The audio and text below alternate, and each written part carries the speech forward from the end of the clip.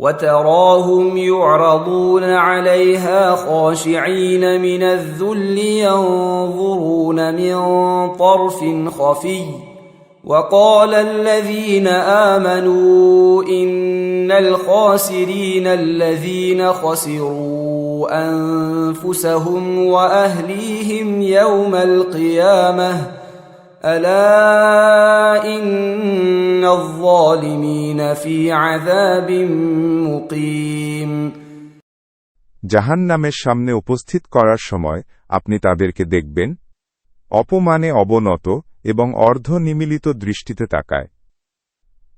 মুমিনরা বলবে, কিয়ামতের দিন ক্ষতিগ্রস্ত তারাই যারা নিজেদের ও তাদের পরিবার পরিজনের ক্ষতি সাধন করেছে।